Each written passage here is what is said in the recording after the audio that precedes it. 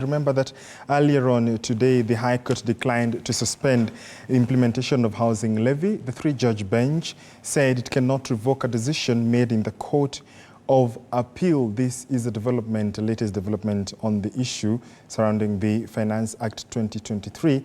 And also the court declined to grant Okiya Omtata, that is the Busia senator, to interrogate the opportunity to interrogate the Speaker of the National Assembly. That happened in court. Remember, the Chief Justice Martha Koome appointed a three-judge bench to hear and determine the case that is facing the Finance Act 2023.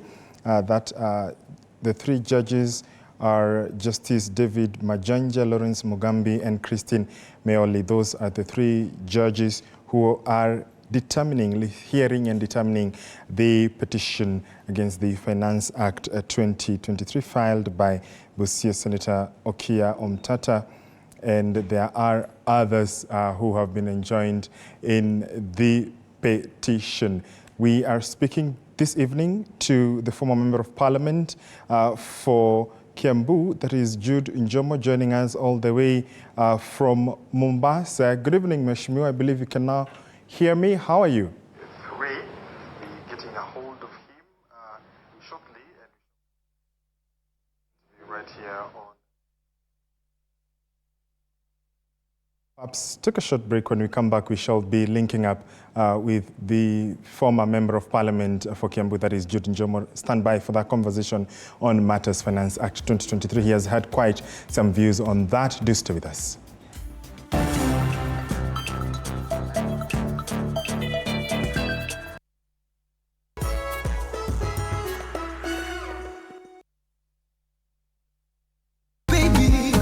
Get ready for the ultimate experience. And of course, ladies and gentlemen, welcome back to Kenya's biggest comedy talk show. This is a Doctor Fonega tonight. Wapinduru kama iko. Join us every week as we welcome A-list guests for a riotous good time. This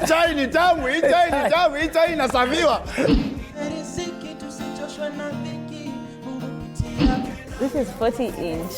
40 inches. Yeah. Yena manze msahau. Nusiku msahau. No. Cheza, kucha, nishazoea. Tune in every Wednesday from 7:30 p.m. and let the fun take over.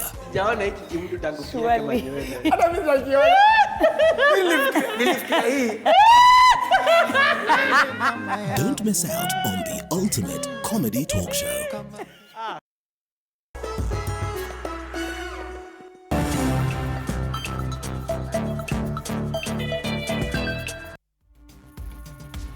Welcome back to the Daily Report, this segment being Power and Politics right here on TV 47. My name is George Maringa. Tonight we speak to the former Member of Parliament for Kiambu Town Constituency, that is Jude Njomo. He did make quite some submissions during the public participation of the Finance Bill 2023, and he joins us virtually, joining us live from the county of Mombasa. Good evening, Mheshimiwa. Can you hear me? I can hear you clearly. Thank you very much. Indeed. Great. Thank you very much for joining us. I will begin with your reaction on the latest intrigues at the court, of course, avoiding contempt. But what do you make of the back and forth that we've seen, some opposition against the Finance Act 2023? It's now an act signed into law. First of all, I'd like to pick your mind. It was, it was suspended, and then the Court of Appeal lifted that suspension, and today the High Court declined to appeal, or rather declined to suspend that ruling against some levies in the Finance Act 2023. What do you make about all these legal battles in the courts regarding the Finance Act 2023? As you know, the finance bill did not have good support from Wananchi, and majority of Wananchi felt that it was oppressive and it would make life unbearable in terms of cost of living.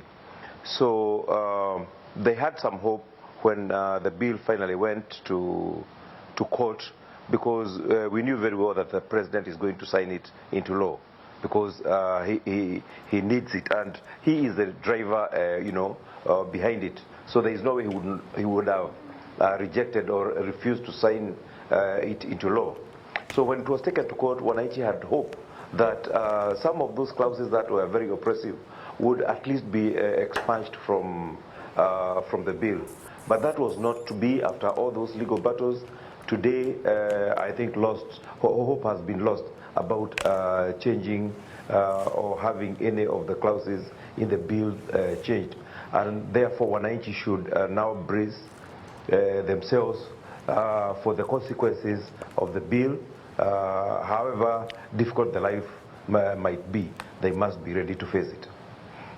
Mheshimiwa, indeed, and you did quite give your views during the public participation of the finance bill. Then take us through some of your recommendations, because it was an issue that came up during the public participation process, and you aired some views. What were some of the concerns that you had back then? Mostly these were not my views. Okay. I was just echoing what the people were saying, because the elected members were not saying what the people on the ground were saying. People were saying this bill is oppressive, and we had like four clauses that were very, very difficult for the people. And the first one, and that was going to cut across all sectors of economy, was increasing VAT from 8% to 16%.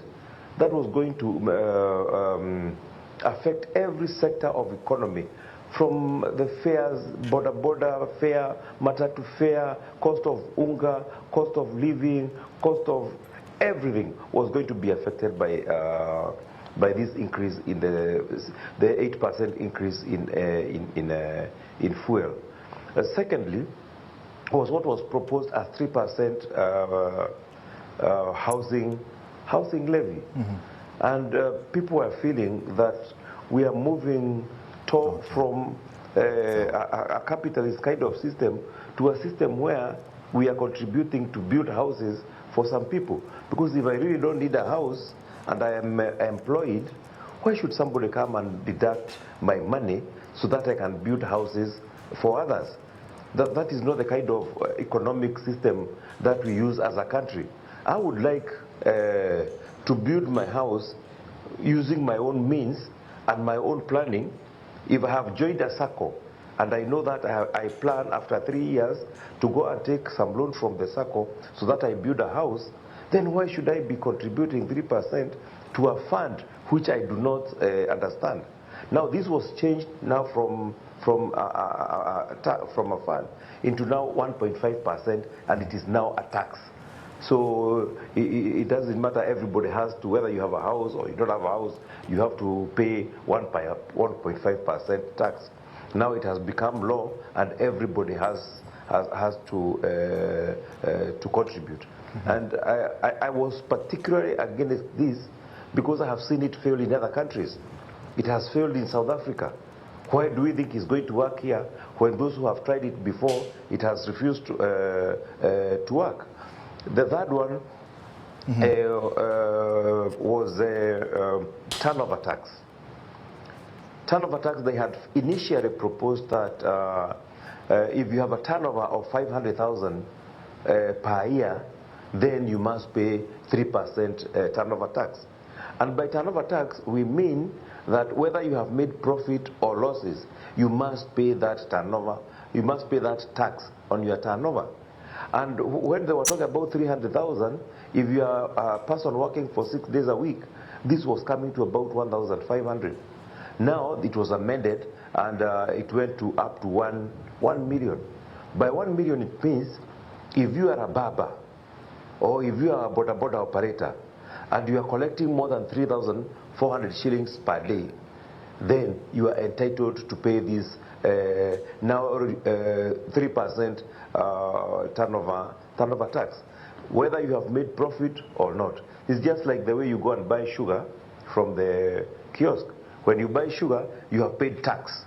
So if you go home and you put sugar in the tea, and the tea pours down without drinking, you don't go to the government and tell them, oh, I did drink the tea which had the sugar, so please refund me the tax that I had paid for the sugar.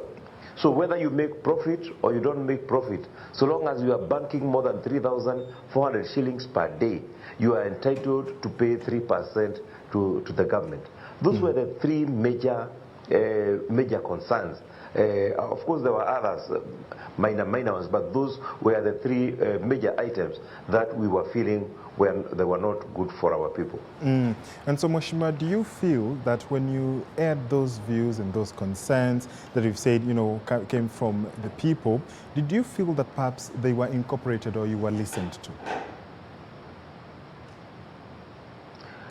Yes, I was listened to.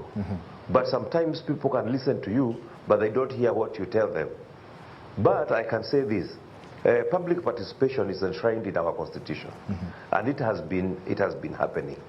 The best we got is that the turnover tax was proposed for anybody earning over 500,000 shillings. So after the public participation, they changed that to 1 million shillings. Well, that was not so bad, but it was not good enough, because we wanted it to remain at a higher rate. Because the Kenya Kwanza government came to power as a government of the people, the government of Mama Boga, the government of Boda people. But when it comes now to tax collection, instead of putting money into their pocket as promised, they want to remove money from their pockets. Because those are the people who are being targeted when they're trying to expand their tax bracket. They are coming lower to people who are now really struggling to get the little money that they get. They want now to tax them so that they can get more money for development. To me, the bracket would have been expanded on the higher side for those people who are earning more. I remember when President Kibaki came to power after his election, he told people who were not paying taxes that he has given them, I think, 9 months or 1 year.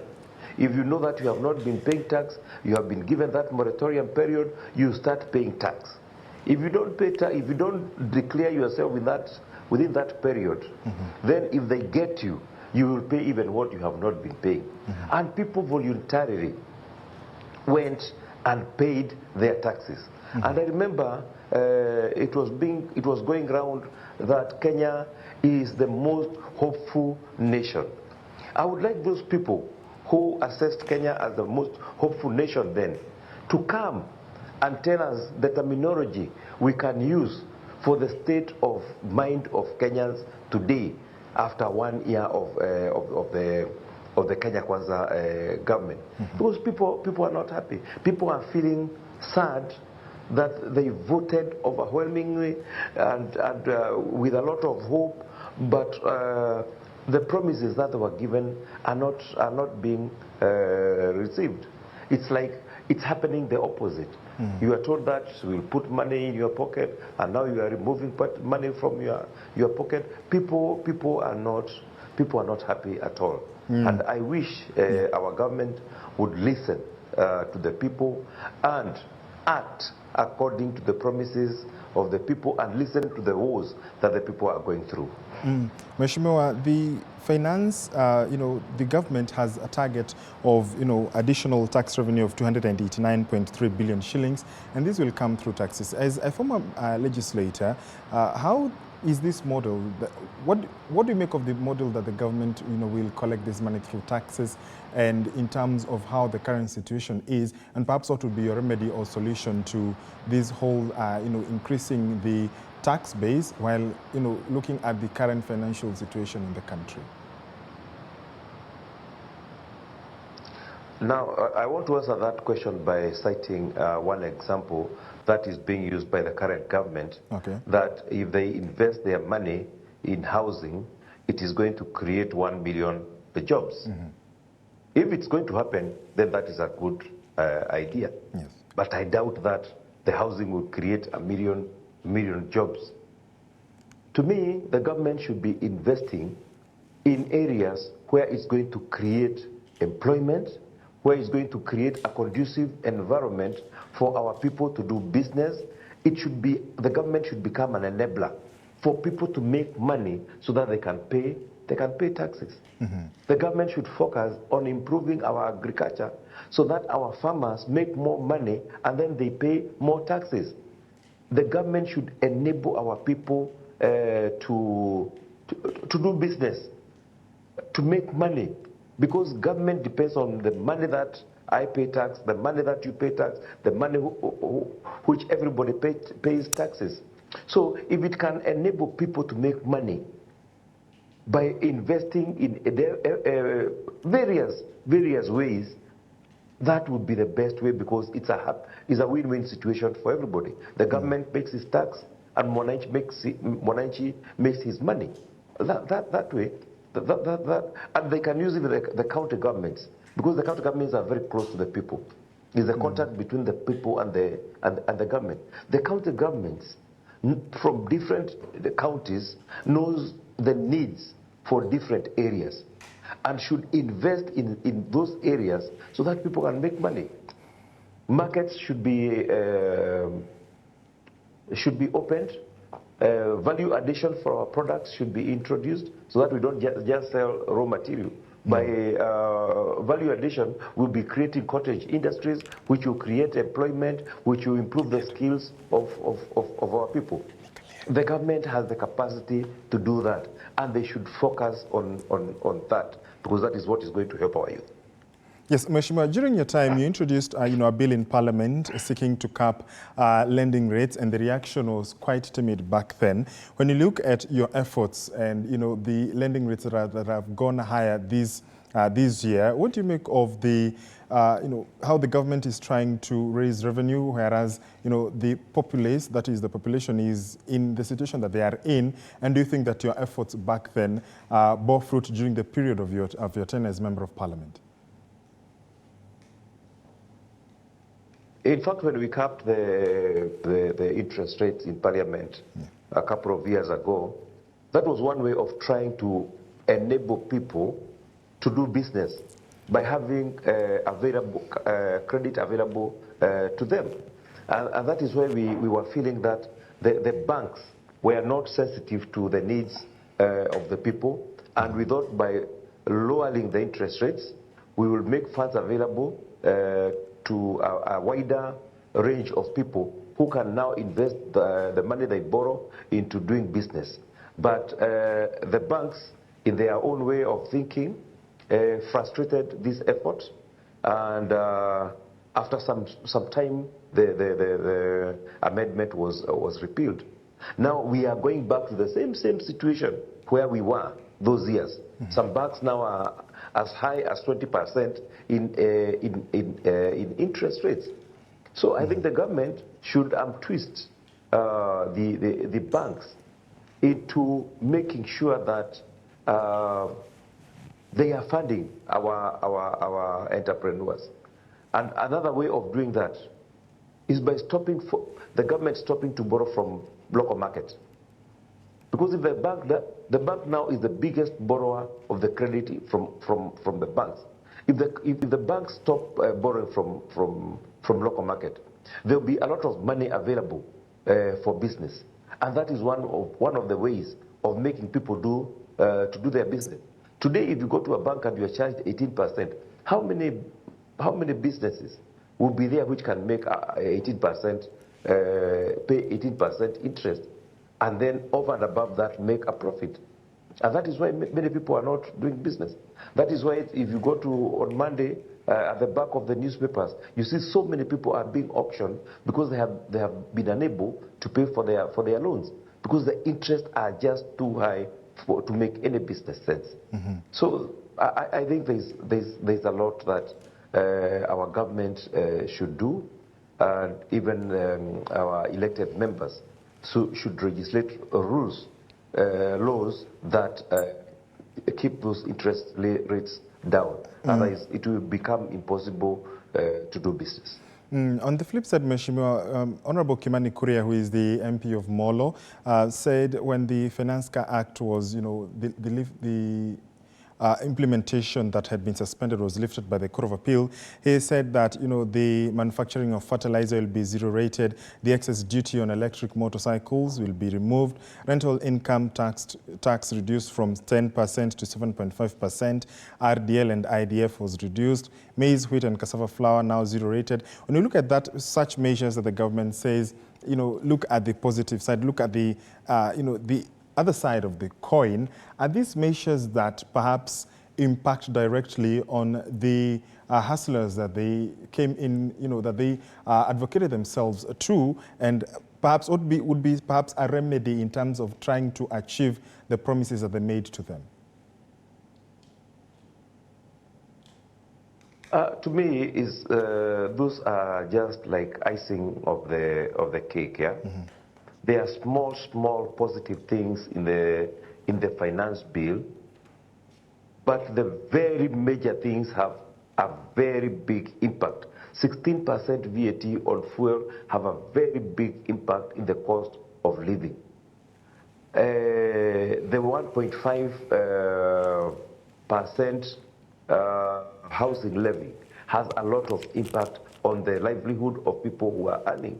And not only that, it has a lot of effect because the employer is also paying 1.5%. Apart from the other taxes that the manufacturer and the employers are paying, they are now paying an extra 1.5% of the salary as an additional cost to the employer. And the employer doesn't want any house. So we will start seeing our manufacturers moving to our neighboring countries, transferring their businesses there because our taxes will just be too expensive, and they find that it will be easier to do businesses in other countries, which even apart from taxes, they have less demonstrations and less disruptions of their businesses. Mheshimiwa, and that brings about the other fact that we saw the KRA has backdated the implementation of the housing tax. What do you make of such, a move, especially at such a time? The 1.5%. I don't know how legal that is, because as far as I am concerned, law is never applied in retrospect. The law is applied when it is declared. Now, when Omtata went to court and the implementation of the law was suspended, in my own understanding, the law did not cease to exist from that time until today, when the court have released or have agreed that the act can go ahead. In my own understanding, that is an illegality, and I am very, very sure Omtata will go back to court on that particular matter. And so, also that happens when we saw the EPRA implementing the VAT, the 16%. During President Uhuru Kenyatta's time, some of the members of parliament who moved this motion, who advocated for this bill, were very categorical that the 16% was hurting Kenyans. So does it then seem to be speaking from both sides of their mouth, because the 16% VAT has been implemented during the administration of the Kenya Kwanza government? You see, when the proposal was brought to Parliament during Uhuru Kenyatta's tenure, yes, the members of Parliament rejected it. They said they are not going to pass it because it's going to hurt Kenyans. And in fact, the president had to call for a kamukunji to convince members of Parliament that this 8% is very, very important, and told them why it was important. They still negotiated because President Uhuru Kenyatta wanted to increase it to 16%. The members of Parliament then, because they were not like a choir like the one we are seeing today, went to the president and negotiated, and they agreed, okay, we are not going to pass it at 16%, we will pass it at 8%. So they negotiated and agreed. I hope they did that, the current Parliament did that, so that we don't have, even if they would have increased it by like about 3% for a period of 1 year, then another 3% next year, when people don't get all that shock at the same time. You will see businesses will start closing because people cannot afford to do business. The taxes will be more than the profit that they are making. So what perhaps would you, in your assessment, seem to predict, or if you can tell how the situation will be? You say businesses will be affected, they could end up closing. Do you think that it will be as adverse and as severe as you opine? Yes, I think many people will be hurt.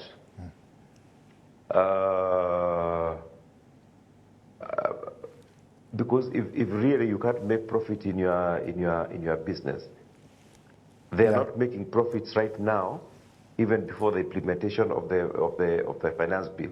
Businesses are just surviving.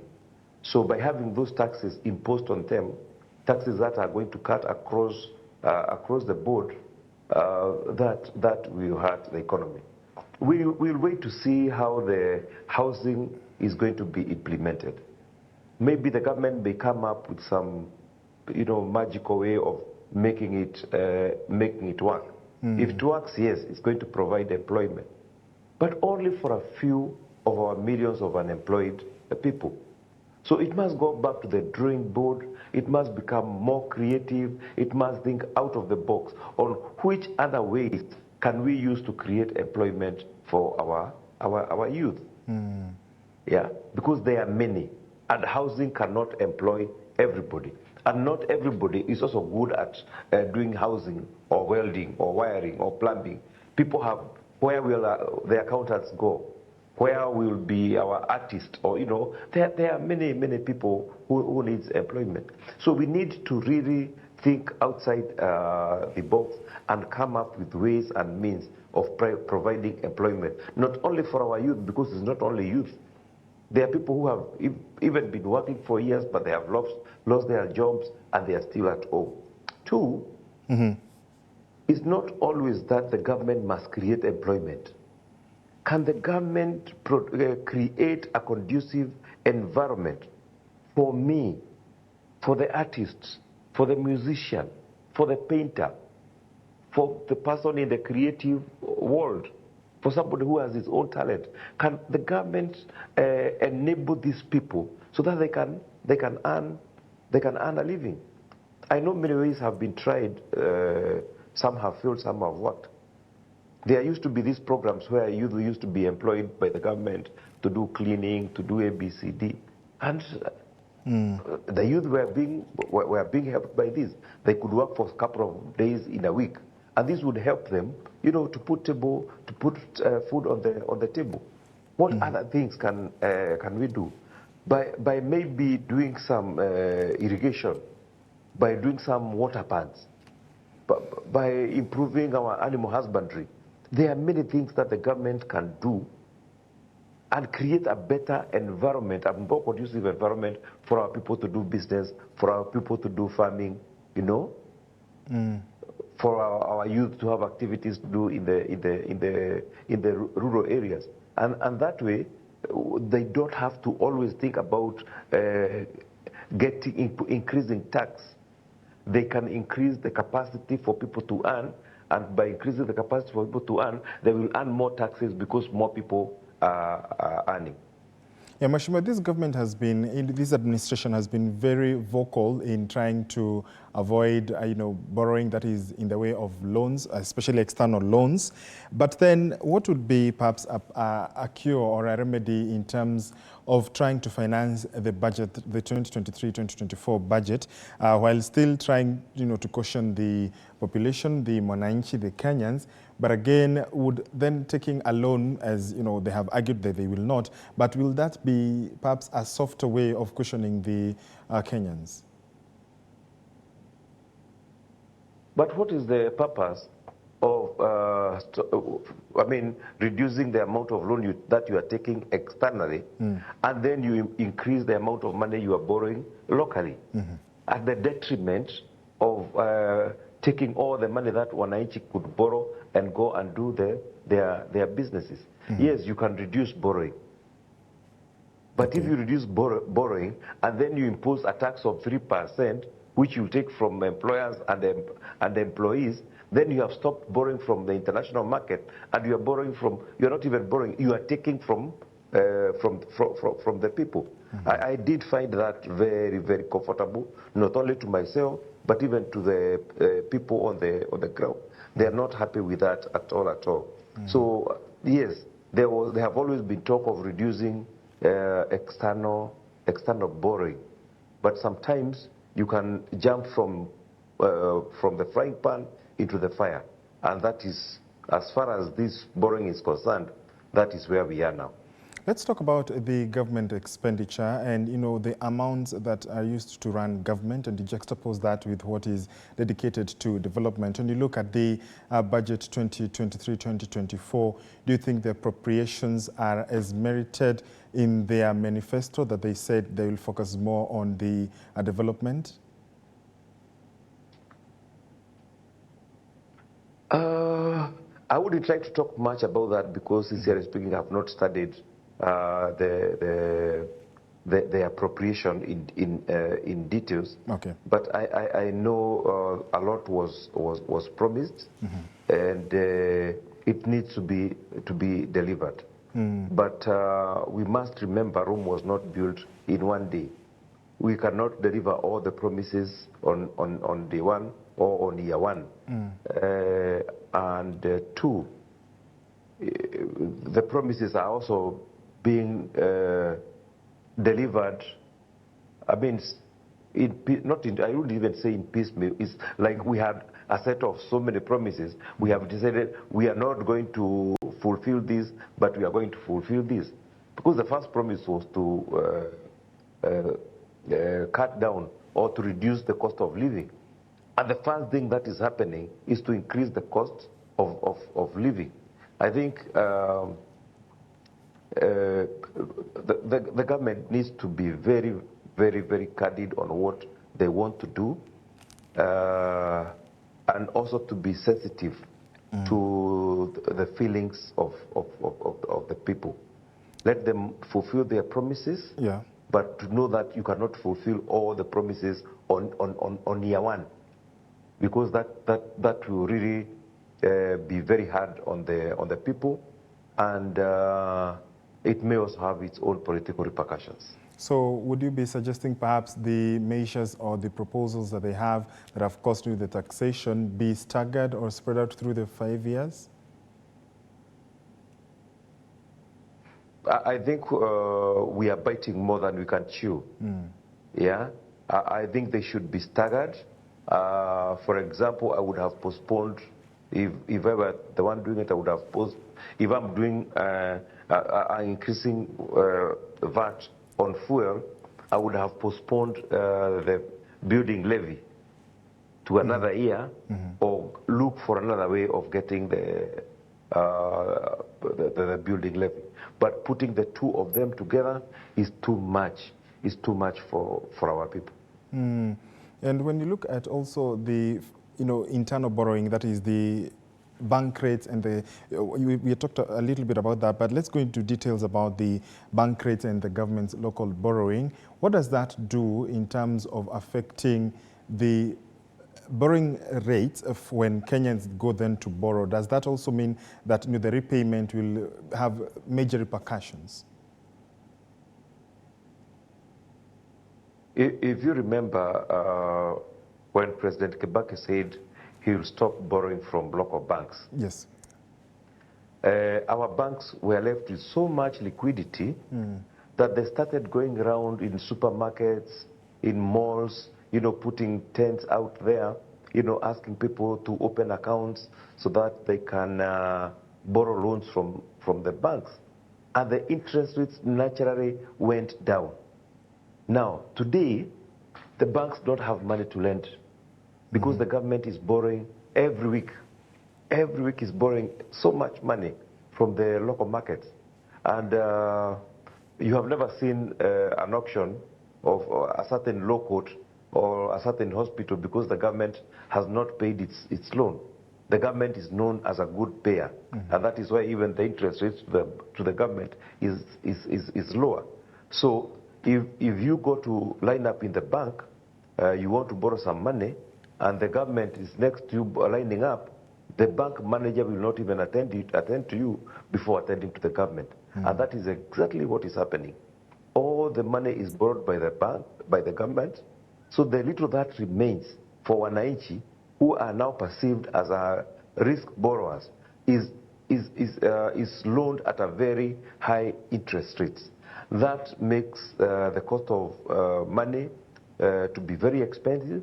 That has a lot of effect on the cost of living, and that also makes many people to fall into debt, into bad debts, because as the years go by, if you had borrowed at 16%, then 2 years later it is at 18%, then your business plan will fail, because you had not you had not assessed, you had not put into, you had thought that you're going to pay at 16%, but the bank has now changed to a higher interest rates, which will make it impossible for you to service your loan like you would have liked to. So when you look at measures, perhaps even as we bring this conversation to a close, Mheshimiwa, when you look at incentives, especially from the local market, the appetite for, the investment in, procedures or, processes such as the government bonds, the interest rate has been, increased. Up to the last one we did see, the infrastructure one was at 15.8%. When you juxtapose that to the appetite and, what Kenyans perhaps consider this as investment, do you think this is the right way to go? I didn't understand your question, please. In terms of the appetite for the government to borrow locally, and then the interest rate that they use to attract the appetite now from Kenyans is high interest rates on their principal. Do you think that perhaps encourages, investment in, or rather buying into lending government, and what is the ripple down effect locally on the economy? No, of course it has a lot of effect. For one, I think the government, after it borrows now from the banks, it's able to do its plans and finance its activities. Yes. But now the mwananchi will not be able to do business, because there are many people out here who have very good plans, who, if they are financed, they can make very good business, because Kenyans are very, very creative. Kenyans are very enterprising, but we are not giving them a chance to do that. Yeah? If the banks had a problem lending their money, they will become very creative in coming up with packages that will enable people to borrow their money. They are even going to lend it for longer periods of time. They are going to assist wananchi with maybe like doing financial planning for their projects. Yeah, but if the government takes all the money, then it's stifling development, it's stifling financing of what would have otherwise become a very business vibrant community. Yeah, Mheshimiwa, as you bring this... If you look at projects that are done by youth, yes, they are youth funded by some programs, government programs like the Youth Fund, the other funds that fund women group. And they do small businesses, and they make money. Whether they do it jointly or singly, they do very good projects. Yes. And these projects really help wananchi down there on the ground. Go to the streets of Nairobi today. Yes. You'll find young people shooting short films for TikTok and for YouTube, and they are making money. Yeah? Go to a wedding today or to a function, you'll see people there with cameras taking photos, and they are making money out of that. We have a very creative society. But if the government takes all the money from the bank, and this creativity needs to be funded, then we are stifling development. People can employ themselves. People can make money if they are provided with a conducive environment to do that. And I'll say that 1,000 times because I know it happens. I know that is the only way that we are going to open up our people into business by providing them with an environment where they can lend. We have so many startups. What kind of support program can the government come up with so that if I have a good startup, I am able to give it a proposal to a certain organization. They see that I have a good idea, but I need to be helped with A, B, C, D. I need to be helped with an engineer here, or I need to be helped with an IT, you know, so that now we can put it together, then we raise funds, and that becomes a business in future which can employ several people. I would like to remind you that M-Pesa was born in Kenya, invented by a Kenyan. I don't know whether he earns from it or not. That's a story for another day. Absolutely. There are so many inventions that have been done in Kenya from our creative people. If we could create an atmosphere where this creativity can be made into business, that now will... Somebody once told me that our economy is like a plane taking off from an airport when it is on the runway. So our economy has just been speeding on the runway, but it has never gotten that final power that will make it take off. And these are the small activities, like what I'm suggesting. If we can do that for agriculture, we do it for our business people, we do it for our women group, then our economy will get that final thrust to take off. Indeed, thank you so much. And once it takes off, then things will just put themselves in place. Indeed, interesting and wonderful suggestions you've provided for us right here on the Daily Report on TV47. Thank you so much, Mheshimiwa. I've been speaking to Mheshimiwa Jude Njomo, who is the former Member of Parliament for Kiambu Town Constituency. Thank you so much, Mheshimiwa, for joining us on TV47. Karibu. Asante sana. Indeed, my name is George Maringa. Appreciating your feedback online. The conversation continues. As always, stay safe and be kind to one another. Tomorrow, we have an interesting program right here for you. The People's Court, you want to stand by for that and much more coming your way right here on TV47. I'll see you.